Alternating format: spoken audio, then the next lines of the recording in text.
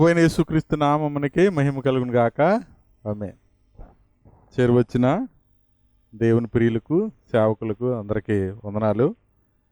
దేవుని వాక్యం చదువుకుందాం. మత్తయి సువార్తలోంచి మనుషులు ఎవరు కూడా యేసు ప్రభువు మాట్లాడినట్లుగా, యేసు ప్రభువు చెప్పినట్లుగా సూటిగా స్ట్రైట్గా ఎవరో చెప్పలేరు. ఈ కాలంలో దేవుని గురించి చాలా వాద ప్రతివాదనలు జరుగుతున్నాయి, డిబేట్స్ జరుగుతున్నాయి. దైవత్వం గురించిన డిబేట్స్ జరుగుతున్నాయి. ఎలాగంటే యేసుక్రీస్తు దేవుడా, ఇంకొక ఆయన దేవుడా అని. దైవత్వం ఎవరిలో ఉంది? యేసుక్రీస్తులో ఉందా, ఇంకొక ఆయనలో ఉందా అని. ఇంతకీ విచిత్రం ఏంటంటే అలా మాట్లాడుకోవడానికి కూర్చున్న వీళ్ళెవరికి కూడా దైవత్వానికి అర్థం తెలియదు. అది బాధ కలిగించే విషయం. అంటే దేవుడు అనే ఆయనకుండే స్వభావం, ఆయన గుణలక్షణాలు, వాటిని పూర్తిగా ఎరిగి కూర్చోవాలి. రెండవది, ఆ గ్రంథాన్ని గురించినటువంటి పూర్తి అవగాహన వారిలో ఉండాలి, గ్రహింపు ఉండాలి. అంటే ఎవరికి వాళ్ళు నమ్మిన గ్రంథాలకి ఆత్మీయ అర్థాలు చెప్తున్నారు. ఎదుటి వాళ్ళు అలా చెప్తుంటే సేమ్ అదే విధంగా ఎదుటి గ్రంథంలో ఉన్నదాన్ని అంగీకరించట్లేదు, కానీ మా గ్రంథం మాత్రం రైట్ అని చెప్పి వాదించుకుంటున్నారు. మీరు ఎప్పుడైనా చూడండి, బైబిల్లో ఎప్పుడు ఇలాంటి పరిస్థితులు కనిపించవు. బైబిల్ ఎప్పుడు కూడా ఎంత బాగా అంటే యేసు ప్రభు వారిని చిక్కుల్లో పెట్టాలని, ప్రశ్నించాలని, యేసు ప్రభు వారిని అవమానపరచాలని చాలామంది ప్రయత్నించారు. అప్పుడు యేసు ప్రభు వారు ఎవరికైనా దొరికారా? ఎవరికి దొరకలేదు. ఆయన ప్రతిసారి జవాబు చెప్పలా. ఎక్కువ సార్లు ఆయన ఏం చేశాడు? ప్రశ్నించాడు. ప్రశ్నకి ప్రశ్న వేశాడు. అంటే అర్థం ఎందుకు వేశాడు ప్రశ్న అంటే, వాళ్ళు వేసిన ప్రశ్నకి వాళ్ళకే జవాబు తెలీదు. జవాబు తెలియక అడిగితే, తెలుసుకోవాలని అడిగితే ఆయన చెప్పుండేవాడు. కానీ శోధించాలని అడిగారు. ఆయన్ని శోధించాలని అడిగారు. మొట్టమొదట వాళ్ళు చేసిన తప్పు అది.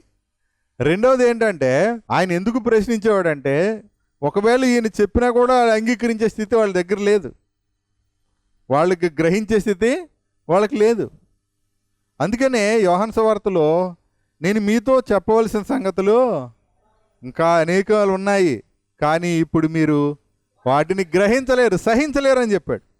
అంటే నిజంగా బైబిల్ని పరిశీలన చేస్తున్నప్పుడు పత్రికల యొక్క పాఠాలు ఆలోచన చేస్తున్నప్పుడు దైవత్వం లోతు ఎంతవరకు అర్థమైంది, దేవుని ప్రేమ ఎంతవరకు మనకు అర్థమైందని అంటే అసలు మనకి ఏమీ తెలియదు అనే రిజల్ట్ వస్తుంది. ఎందుకంటే దైవత్వాన్ని తెలుసుకోవడం ఎంత ఈజీనో అంత కష్టం కూడా. ఇదేంటి విరుద్ధంగా మాట్లాడుతున్నారు అనుకోవచ్చు. యేసు ప్రభు ద్వారా తెలుసుకుంటే, యేసు ప్రభువును మాదిరిగా తీసుకుంటే, యేసు ప్రభువులో వెతికితే అన్నీ దొరుకుతాయి, సులువు. యేసు ప్రభుకు వేరుగా దేనైనా వెతికితే ఎప్పటికీ ఏమీ తెలుసుకోలేరు. అది విషయం. అంటే ముందు యేసుక్రీస్తు ఎవరో తెలుసుకోవాలి. యేసుక్రీస్తు ఎవరో తెలుసుకోవాలా. ఎందుకంటే ఈ ప్రపంచానికి అనుగ్రహించబడిన కృప యేసుక్రీస్తు వారు. తండ్రిని ఎవరో చూడలేదు, ఆ పరమాత్ముణ్ణి శరీరధారి అయి చూపించిన వాడు యేసుక్రీస్తు. దైవత్వాన్ని జీవితంలో చూపించిన వాడు యేసుక్రీస్తు. అందుకనే ఆయన పాపం లేనివాడు, ఆయన పాపం ఎరగనివాడు, ఆయన పాపము చేయనివాడు. ఫస్ట్ ఇది ఉండాలి ఎవరికైనా ఆ లక్షణం. అక్కడే నిలబడాలి ఎవరైనా సరే. పాపము అనే సమయంలో క్రైస్తవులు ఒక అర్థం చెప్తున్నారు, మిగిలిన మతాల వారు వేరే అర్థం చెప్తున్నారు. అసలు పాపం అంటే ఏంటి అనే దాంట్లో ముందు చర్చి కూర్చున్న వాళ్ళు పాపం అంటే ఏంటి అనే దానికి అర్థము ఏకీపించాల కదా, అవునా కదా? పాపం అంటే అర్థం ఇది అని అర్థమయ్యి చర్చి మొదలెట్టారనుకోండి, అప్పుడు ఎవరిలో దైవత్వం ఉందో, ఎవరు పాపం చేశారు అన్నదానికి ఒప్పుకుంటా ఉంటుంది. ఇదిగో మీ యేసు ప్రభులో కామం ఉంది అనేసాడు ఒక దౌర్భాగ్యుడు. దానికి ఆధారం ఏంటి అని అంటే వాక్యం ఏం చూపించాడు తెలిసాడు? హెబ్రీ 4:16 చూపించాడు. తీయండి, హెబ్రీ 4:16లో ఏముంది? హెబ్రీ 4:16లో కామం ఉంది యేసు ప్రభులో అని ఉందా? అసలు ఏముంది అందులో? ఆయన పాపము లేనివాడుగా ఉన్నాడని, పాపం చేయనివాడుగా ఉన్నాడని రాస్తే అర్థం ఉంది. తప్పు అది ఖచ్చితంగా వాడు అన్నదే రైటు. ఏముంది చూడండి, మన బలహీనతల యందు కాడు కానీ సమస్త విషయములలోనూ మన వలనే శోధింపబడినను పాపం చేయని వాడుగా ఉండెను అని రాసి ఉంటే వాడు చెప్పింది రైటే. పాపం చేయని వాడుగా ఉన్నాడంటే మనలాగానే శోధించబడ్డాడు అంటే మనం శోధించబడ్డానికి ఆయన శోధించబడ్డానికి వ్యత్యాసం ఉండకూడదు వాస్తవానికి కదా. ఎందుకు? మన పాపములను ఆయన భరించాలి కాబట్టి. అయితే ఆయన పాపం లేనివాడుగా ఉన్నాడు అని రాశాడు, కానీ పాపం చేయనివాడుగా ఉన్నాడు అని రాస్తే మనలాంటి కోరికే ఆయనలో కూడా కలిగింది, కలిగినా కూడా ఆయన పాపం చేయకుండా ఉన్నాడు అని అంటే అప్పుడు యేసు ప్రభుని దేవుడని మనం ఒప్పుకోవాల్సిన అవసరం లేదు. కానీ సహానుభవం అంటే ఏంటి? మనకెదురైనటువంటి శోధనలు, మనకెదురైనటువంటి సమస్యలు అన్నీ యేసు ప్రభుకి ఎదురైనాయి. స్త్రీలు ఆయన్ని కవించారు తప్పు చేయించడానికి. కొన్ని చరిత్ర గ్రంథాల ఆధారంగా సినిమా కూడా తీశారు యేసు ప్రభుని స్త్రీలు శోధించినట్లుగా. స్త్రీలు ఆయనని కవించి అంటే పాపం చేయించే ప్రయత్నం చేయించినట్టుగా. కానీ మరి అవి నిజమో అబద్ధమో తెలియదు, కానీ సినిమా కూడా తీశారు. అయితే ఆయన పాపము చేయనివాడుగా ఉండడం కాదు, పాపము లేనివాడుగా ఉన్నాడు. ఇది లేదంటే అర్థం ఏంటి? అంటే చేయాలన్న కోరిక కూడా ఆయనకి కలగలేదు. ఇంకా మీకు అర్థమయ్యేలా ఓపెన్గా చెప్పాలంటే ఆయన ముందు ఒక స్త్రీ, అందమైన స్త్రీ బట్టలు లేకుండా కనబడినా కూడా ఆయనలో పాపం కనబడదు. అది మీకు అర్థమైందా? అది అంటే లోకంలో మనుషులు, శరీరంలో ఉన్న మనుషులు ఎలా శోధించబడతారో అలాగ ఆయన శోధించబడలా. అంటే అర్థమేంటి? అలా శోధించబడలేదంటే ఆయన శోధనకు గురి కాల. మనకు ఎదురయ్యే శోధనలన్నీ ఆయనకి ఎదురైనాయి. నేను అందుకే అలా చెప్పాను మీకు. ఒక దిగంబరగా ఉన్నటువంటి అందమైన స్త్రీ అంటే చూసిన వాడు ఎవడైనా పాపంలో పడిపోయే పరిస్థితి. అలాంటి పరిస్థితుల్లో కూడా యేసు ప్రభు లోపల పాపపు తలంపు కూడా రానట్టి విధంగా ఉన్నాడు. అది దాని అర్థం. ఏమండి, ఏదైనా తోటలో అవ్వమ్మ ఆదాములు పండు తినగానే అక్కడ పరిస్థితి ఏంటి? మేము దిగంబరులమని తెలుసుకొని వాళ్ళిద్దరే ఉన్నారు కదా, వాళ్ళని ఎవరు చూస్తారు? వాళ్ళకి సిగ్గేంటి? అంతకుముందు సిగ్గు ఎరగకుండా ఉన్నారు కదా, ఇప్పుడైతే మాత్రం ఏమైంది? వాళ్ళిద్దరే కదా ఉన్నారు. అప్పుడు వాళ్ళకి సిగ్గు ఎందుకు వచ్చింది? దిగంబరులమని అప్పుడు తెలుసుకున్నారంట వాళ్ళకి. అంటే ఇలాంటి పరిస్థితి యేసు ప్రభు శరీరంలో ఉంటే అప్పుడు యేసు ప్రభు దైవత్వాన్ని మనం అంగీకరించాల్సిన అవసరం లేదు. ఆయనలో పాపము లేదు అనే వాక్యాన్ని మనం ఒప్పుకోవాల్సిన అవసరం కూడా లేదు. రాసిన గ్రంథకర్త ఆయనలో పాపం లేదని రాశాడు. ఒకసారి రాశాడా? ఆయనలో పాపం లేదని మత్తయి రాశాడు. ఆయనలో పాపం లేదని యోహాన్ రాశాడు. ఆయనలో పాపం లేదని పౌలు రాశాడు. ఇంతమంది భక్తులు సెలవిచ్చారు.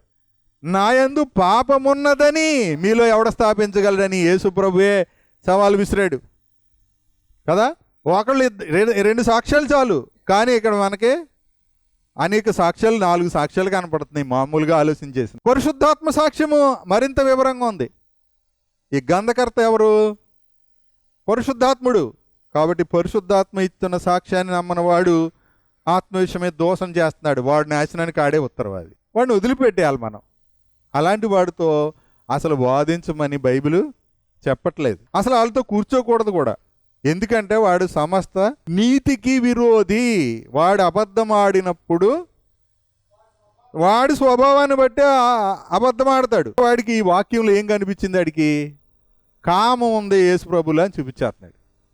దీనికి ఆధారం ఏంటనంటే పలానా పాస్టర్ చెప్పాడు యేసు ప్రభు కూడా మనలో ఏంటి శోధన వచ్చిందని పలానా పాస్టర్ చెప్పాడని కోట్ చేస్తున్నాడు.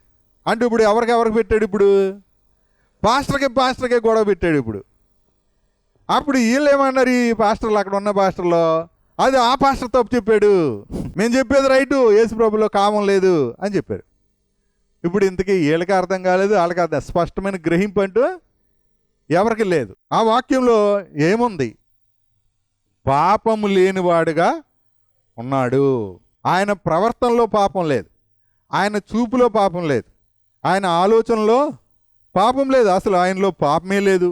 కానీ మనుషుడు ఎవడైనా పాపం లేదని చెప్తే ఏమన్నాడు? వాడు అబద్ధికుడు అన్నాడు. వానిలో సత్యమే లేదని చెప్పాడు. ఆ మాట యోహాను మొదటి పత్రిక 1వ అధ్యాయము చూడండి, అక్కడ 2 రాశాడు. అది అద్భుతమైన విషయం. 8వ వచనం 10వ వచనం. 8వ వచనం, పాపము లేని వారమని చెప్పుకుంటే. యేసుప్రభు పాపము, ఇప్పుడు పాపం ఆయనలో ఉందా? లేదు. ఉన్నదని ఎవడన్నా. యేసుప్రభు వ్యభిచారమందు పట్టబడిన స్త్రీని తీసుకొచ్చినప్పుడు ఆయన అడిగిన ప్రశ్న ఏంటి? మీలో పాపం చేయనివాడు మొదట రాయేయమన్నాడా, మీలో పాపము లేనివాడు మొదట రాయేయమన్నాడా? అది బైబిల్ అంత చక్కగా స్పష్టంగా రాయబడింది. మీలో పాపము లేనివాడు మొదట రాయి వెయ్యండి అని చెప్పాడు. పాపం చెయ్యనివాడు అంటే ఎవడొకడు ఉంటాడేమో. చెయ్యనుడంటూ ఎవడొకడు ఉంటాడో ఉండడా? చాలామంది ఉంటారు పాపం చేయనోళ్ళు. నోటీస్ చేయండి, ప్రతి వాళ్ళు గమనించండి ఈ విషయాన్ని. పాపం చెయ్యని మనుషులు ఉంటారు, కానీ పాపం లేని మనుషులు ఉండరు. ఇది మొదట ప్రతి క్రైస్తవుడు మొదట ఇది గ్రహించాల. పాపం చేయని వాళ్ళు పిల్లలు, తర్వాత మతిస్థిమితం లేనోళ్ళు, తర్వాత బాగా ముసలివాళ్ళు అయిపోయిన వాళ్ళు ఇంక పాపం చేయలేరు కదా. తర్వాత ఇక వాళ్ళు గుడ్డివాళ్ళు అయినా పాపం చేయగలరు ఒకానొక స్థితిలో. గుడ్డివాళ్ళు చేయలేరు అనుకుంటారా? చెడ్డివాళ్ళు చేయలేరు అనుకుంటారా? అంటే ఆలోచనలో పాపం రానివాడంటూ, తలంపుల్లో పాపం లేనివాడంటూ ఉండడు. ఎందుకు? శరీరం ఉన్నప్పుడు శరీరానికి మనసుకి ఏముంటాయి? కోరికలు ఉంటాయి. గుడ్డివాడే పాపం చేయడంటారా? ఎందుకు చేస్తున్నాడు? కనబడట్లేదు కాబట్టి పాపం చేయట్లేదు అనుకుంటున్నారా? కాదండి. అంటే శరీరంలో పాప నియమం ఉంది కాబట్టి. ఇది పాప శరీరం గనక. పాప శరీరం అనే మాట ఉందా లేదా బైబిల్లో? యేసుప్రభు శరీరం పాప శరీరం కాదు, పాప శరీర ఆకారంతో వచ్చాడు కనుక మాటల యొక్క భావాన్ని గుర్తించాలి, భావం గుర్తించాలి, ఆ సారాంశం గుర్తించాలి. లేకపోతే ఆ దౌర్భాగ్యులకు అర్థమైనట్లుగా బైబిల్ అర్థమవుతుంది. దౌర్భాగ్యుడు అంటే దేవుణ్ణి దైవత్వంలో నిజ దైవాన్ని గ్రహించలేనివాడు, దేవుడు లేడనేవాడు దౌర్భాగ్యుడే, బుద్ధిహీనుడే. దేవుడని వాదిస్తూ ఆ దైవత్వాన్ని ఎలగనివాడు కూడా దౌర్భాగ్యుడు. ఈ జీవితకాలం మట్టుకే క్రీస్తునందు నిరీక్షించేవాడిని ఏమన్నాడు? ఆయన కూడా దౌర్భాగ్యుడనే అన్నాడు బైబిల్లో. కాబట్టి బైబిల్ భాష తప్ప ఇది నా సొంత భాష కాదు, ఈయనేంటి దౌర్భాగ్యుడు అంటున్నాడు అనుకోవాల్సిన అవసరం కూడా లేదు. బైబిల్ భాషే. కొరింథీ మొదటి పత్రిక 15వ అధ్యాయము 19వ వచనం. దౌర్భాగ్యుడు అనే ఆ మాట వాడింది. ఇంకా చాలా చోట్ల దౌర్భాగ్యుడు అనే పదాలు చాలా ఉంటాయి. సరే, అది అలా పెడితే ఆయనలో పాపం లేదు. కాబట్టి ఇక్కడ ఏం చేసి 8 యోహాను 1:8 మనం పాపం లేని వారమని చెప్పుకుంటే మనలను మనమే మోసపుచ్చుకుందాము. కాబట్టి యేసుప్రభు పాపం లేనివాడని చెప్పుకుంటే ఈ లేఖనం ప్రకారంగా ఆయన మోసపుచ్చుకున్నట్టే కదా, యేసుప్రభు మోసపుచ్చుకున్నట్టే కదా. మరియు ఏమన్నాడు చూడండి, అప్పుడు యేసుప్రభులో కూడా సత్యం లేనట్టే కదా. నేను పాపం లేనివాడిని, నాలో పాపం ఉన్నదని ఎవడ స్థాపించగలడు? మీలో పాపం లేనివాడు మొదట రాయి వేయండి అని అన్న యేసుప్రభు పాపం లేనివాడు అని పౌలు రాసిన, యేసుప్రభు పాపం లేనివాడు యోహాను రాసిన, యేసుప్రభు పాపము ఎరగనివాడని పేతురు గారు రాసిన, ఇప్పుడు వాళ్ళలో కూడా సత్యం లేనట్టే కదా. కనుక ఎవరి మీదో తోసేసి బ్లేమ్ చేసే ఆలోచనతో కాకుండా మన బైబిల్లో మన ప్రభువుని మనం సరిగ్గా ఎరగాలి. లేఖనాలను, దేవుని శక్తిని మనం గ్రహించాలి. ఫస్ట్ మనం గ్రహిస్తే మనం ఫలిస్తాం. మనం ఫలించకపోవడానికి కారణం ఏంటంటే లేఖనములను కానీ, దేవుని శక్తిని కానీ, పరిశుద్ధాత్మ కనపరిచేటువంటి దృష్టాంతములను కానీ ఎరగకుండా, గ్రహింపు లేకుండా భక్తి చేస్తున్నాం. మధ్యాహ్నం ఇప్పుడు ఏ మనిషి అయినా ఒకవేళ ఒక భౌతికంగా లోకంలో లోకరీత్యా కూడా ఇక దేవుడు ప్రత్యక్షమైతే ఏం కావాలని అడిగితే, పూర్వకాలం మన కథల్లో, మన పురాణాల గాథల్లోని నాకు చావు లేకుండా వరం ఇయ్యి, లేకపోతే నేను పట్టిందల్లా బంగారం అయ్యేటట్టు వారు, ఇలాంటి పిచ్చి కాదు అడగటం. బైబిల్లో అలాంటి పిచ్చ కోరికలు ఎవరో అడగల, వరాలు, అలాంటి వరాలు ఎవరో బైబిల్లో అడగల. దేవుడు పొరపాటును కూడా ఆ వరాల్ని ఇచ్చేలా. బైబిల్లో దేవుడు ఒకే ఒక వ్యక్తిని ఏం కావాలని అడిగాడు. ఆ వ్యక్తి ఎవరంటే సొలొమోన్. ఆ సొలొమోన్ ఏమడిగాడు? నేను ఎప్పుడూ రాజులాగా ఉండాలని, లేకపోతే నా శత్రువులందరూ చచ్చిపోవాలని, ధనధాన్యాదులు భోగభాగ్యాలు కావాలని అడగల. జ్ఞానం, వివేకం, మంచి చెడ్డలు ఎరిగినటువంటి వివేక హృదయం కావాలని అడిగాడు. ఏమడిగాడు? వివేకం కలిగిన హృదయం కావాలి.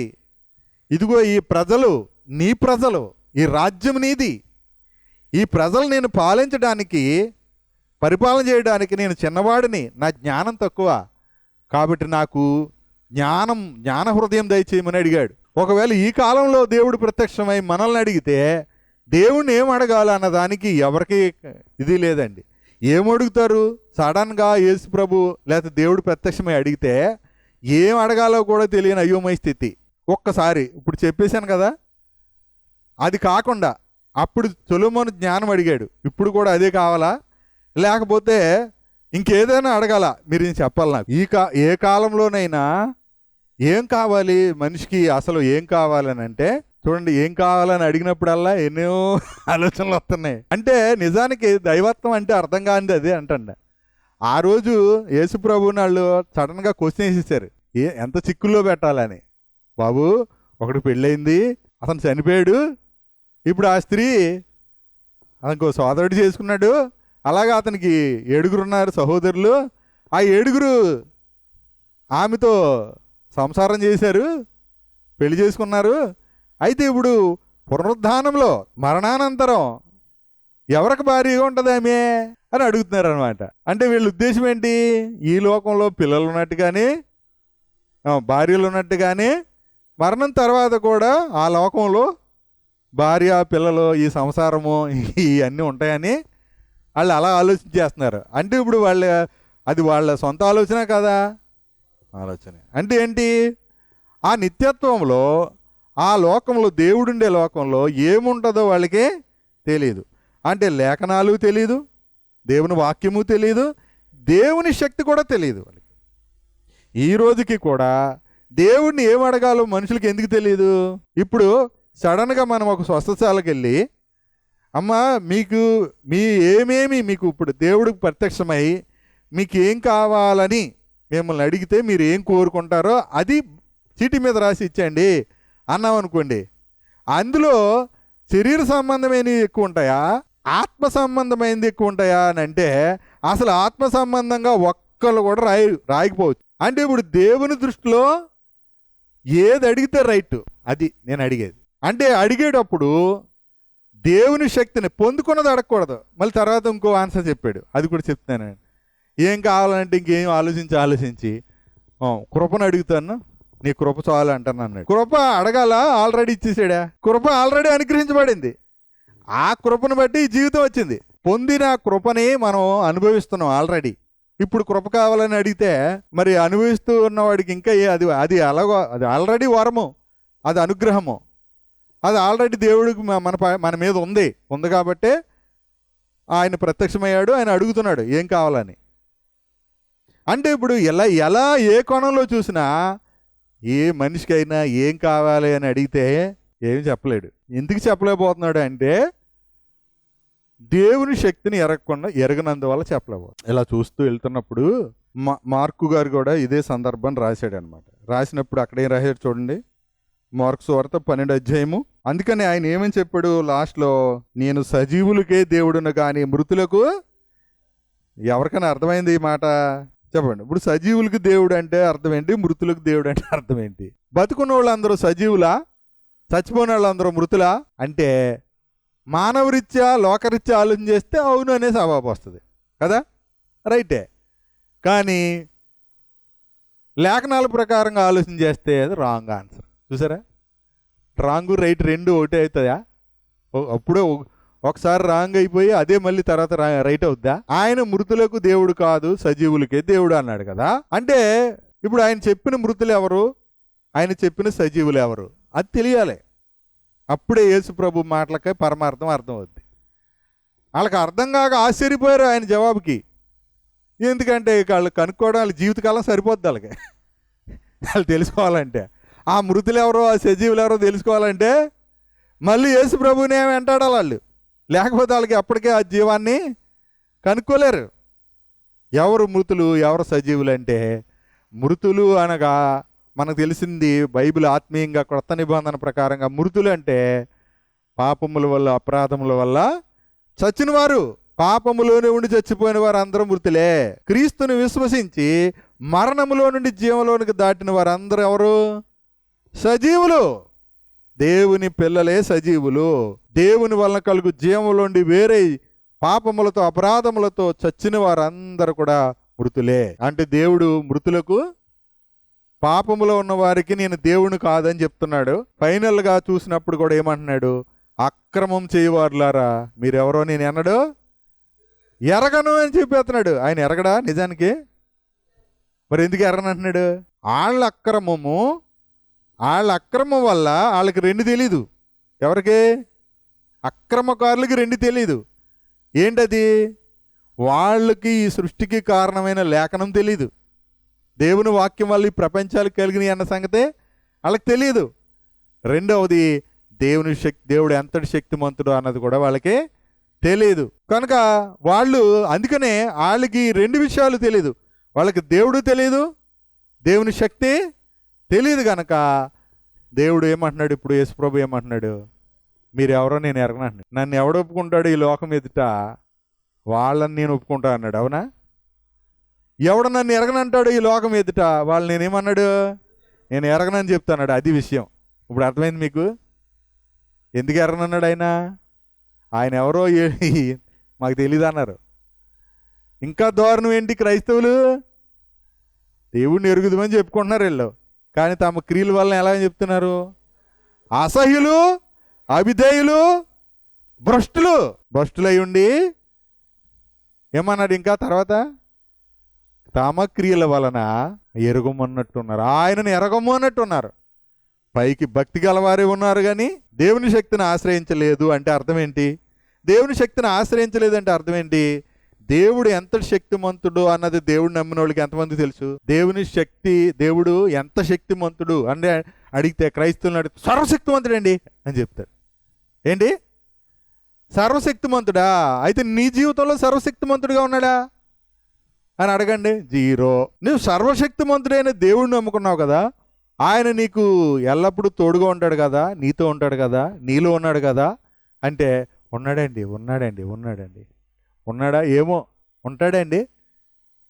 అంటే ఇప్పుడు వీళ్ళకి చేసిన ఆ పాపాలు, వీళ్ళు ఆడిన అబద్ధాలన్నీ గుర్తొస్తాయి అన్నమాట. గుర్తొస్తే ఏమో మా పాస్టర్ గారు చెప్పిన దాన్ని బట్టి అయితే నాలో ఉన్నాడు కదండి. నేను ప్రార్థన చేస్తే ఉంటాడు, నేను ప్రార్థన చేయకపోతే వెళ్ళిపోతాడు. అంతే కదా, అందరూ చెప్పేది అదే. అంటే ఇప్పుడు పాస్టర్ గారికి ఏం లేదు? గ్రహింపు లేదు. పాస్టర్ గారికే గ్రహింపు లేదని నేను చెప్తున్నాను అనుకుంటారు చాలామంది. నేను చెప్పట్లా, నేను ఏది చెప్పకూడదు. నేను చెప్పిన బైబిల్ ఆధారంగానే చెప్పాలి. మళ్ళీ చదువుదాం, ఇక్కడ చదివి అప్పుడు అక్కడికి వెళ్దాం. 12:24 ఏమన్నాడు? అందుకు యేసు, మీరు లేఖనములను కానీ దేవుని శక్తిని కానీ ఎరుగకపోవడం వల్లనే పొరబడుచున్నారు. వారు మృతులలోండి లేచినప్పుడు పెండ్లి చేసుకొనరు, పెండ్లికి ఇవ్వడరు. కానీ వాళ్ళు ఎలాగుంటారు? పరలోకమందున్న దూతల వలె నుందురు. అంటే ఎలా ఉంటారో చెప్పాడు అనమాట ఇక్కడ మార్కు గారు. వారు లేచెదరని మృతులను గూర్చిన సంగతి మోషే గ్రంథమందలి పొదను గూర్చిన భాగములో మీరు చదవలేదా? ఆ భాగములో దేవుడు ఇప్పుడు ఆ సందర్భం కూడా గుర్తు చేస్తున్నాడు. మార్కు గారు వివరంగా రాశాడు మత్తయ్య గారి కంటే. అది సందర్భం ఒకటే కానీ వివరాలు కొన్ని చేర్చాడు అనమాట. నేను అబ్రహాము దేవుడను, ఇస్సాకు దేవుడను, యాకోబు దేవుడనని అతనితో చెప్పెను. ఆయన సజీవుల దేవుడు గాని మృతుల దేవుడు కాడు. కావున మీరు బహుగా పొరబడుచున్నారని. ఎందుకు పొరబడుతున్నారు? దేవుడు ఎవరికి దేవుడో అర్థం కాలేదు. లేఖనాలను ఎరగట్లేదు. లేఖనాలను ఎరిగితే ఆ లేఖనాలు ఏం చేస్తాయి? ఆ దేవుని శక్తిని, ఆ దేవుని మహిమను, ఆ దేవుని స్వరూపాన్ని, దేవుని తత్వాన్ని లేఖనాలు మనకి బయలుపరుస్తాయి. ఆ వాక్యము, ఆ లేఖనము శరీరధారి అయి కృపాసత్య సంపూర్ణుడిగా మన మధ్య నివసించాడు. ఎవరు ఎప్పుడు ఎన్నడూ దేవుని చూడలేదు. తండ్రి రొమ్మునున్న అద్వితీయ కుమారుడే ఆయనను బయలుపరిచాడు. ఆ వాక్యమే బయలుపరుస్తుంది. ఆ వాక్యమే, ఆ సువార్తే సత్యమైన వెలుగు, నిజమైన వెలుగు. కాబట్టి ఇప్పుడు మనము ఒక లేఖనం చదువుదాం. ఏంటంటే అది యోహాను రాసినటువంటి పత్రికలో యోహాను సువార్తలో మనలో ఉంటాడు ఎవరు? పరిశుద్ధాత్ముడు. ఎప్పుడు ఉంటాడు? ఎల్లప్పుడూ ఉంటాడు. ఎప్పటి వరకు ఉంటాడు? దేహ విమోచన దినం వరకు ఉంటాడు. ఎపిసి చూడండి ఆ మాట 4:30. పరిశుద్ధ విమోచన దినము వరకు పరిశుద్ధాత్మ యందు మీరు ముద్రించబడి ఉన్నారు. అంటే ఇప్పుడు పరిశుద్ధాత్ముడు ఎప్పటి వరకు ఉంటాడు? యోహాను 14 ప్రకారంగాను, ఎపిసి 4:30 ప్రకారంగాను విమోచన దినం వరకు ఎల్లప్పుడూ కూడా ఎప్పుడు కూడా మనతో ఉంటాడు. ఇప్పుడు యోహాను రాసిన 2వ పత్రిక 2వ వచనం చూడండి. 2వ వచనం చూడండి. పిల్లలకు రాస్తా. నేను మాత్రమే గాక సత్యము ఎరిగిన వారందరూ అన్నాడు. చూడండి, సత్యము ఎరిగిన వారు. వీళ్ళు ఎవరు అంటే సత్యం ఎరిగిన వారందరూ మనలో నిలుచుచు మనతో ఎల్లప్పుడూ ఉండు సత్యమును బట్టి మేము నిజంగా ప్రేమించున్నాం అన్నాడు. ఈ వాక్యం యొక్క భావం ఏంటి? ఈ వాక్యం మనకి ఏం చెప్తుంది అని అంటే, ఇప్పుడు మనలో నిలిచేది ఏంటి? సత్యం. ఇంకేమన్నాడు? మనలో ఎల్లప్పుడూ ఉండేది ఏంటి? సత్యం. ఆ సత్యమును బట్టి నిమ్మును నిజముగా, అంటే మనలో నిలిచేది సత్యమే, మనలో ఎల్లప్పుడూ ఉండేది సత్యమే. ఎంతమందిలో సత్యం నిలిచింది ఏమండి? మనలో నిలిచింది మనతో ఉండేది అన్నాడు. మనలో ఉండేవాడు పరిశుద్ధాత్ముడు, మనతో ఉండేది సత్యము కదా. పరిశుద్ధాత్మకు మరో పేరేంటి? సత్యస్వరూపమైన ఆత్మ. అంటే మనలో ఉండేది పరిశుద్ధాత్మ అనే సత్యం కదా. సత్యమా? మనతో ఉండేది సత్యము. ఆ సత్యము మన లోపల పరిశుద్ధాత్మనున్నవాడు లేకపోతే సత్యముతో, అంటే ఎల్లప్పుడూ మనతో ఉండేది సత్యము అన్నప్పుడు మనం ఎలాంటి ప్రేమిస్తాం? నిజముగా, సత్యమును బట్టి నిజంగా ప్రేమిస్తాం. అంటే ఇప్పుడు ఎవరు నిజంగా ప్రేమిస్తున్నారు? ఎవరిది నిజమైన ప్రేమ అంటే సత్యమును బట్టి ప్రేమించే ప్రేమే నిజమైన ప్రేమ. దాన్నే ఆత్మ వలన ప్రేమ అని చెప్పాడు. ఏంటది? అది ఎక్కడ చెప్పాడు? అది కూడా చూద్దాం. ఇక్కడ సత్యమును బట్టి ప్రేమ అన్నాడు కదా. మనలో ఉండేది మనతో ఉండే సత్యము ఎప్పుడు ఉంటుంది? ఎల్లప్పుడూ అన్నాడు. అంటే దేవుడు మనల్ని హెబ్రీ పత్రిక ప్రకారం ఏమన్నాడంటే, నేను మిమ్మల్ని ఎన్నడూను విడవను, నేను ఎన్నడూను ఎడబాయను అన్నాడా లేదా? అన్నాడు. ఇప్పుడు ఉన్నాడా లేడా? ఇమ్మానుయేలు అని పేరు నాకు అర్థం ఏంటంటే దేవుడు మనకు తోడని అర్థం. ఎప్పటి వరకు తోడు? అసలు తోడున్నాడు అనే గ్రహింపు లేనప్పుడు మళ్ళీ కంగారు, మళ్ళీ కలవరం, మరలా చింత అందరి జీవితాల్లోనూ వస్తున్నాయి.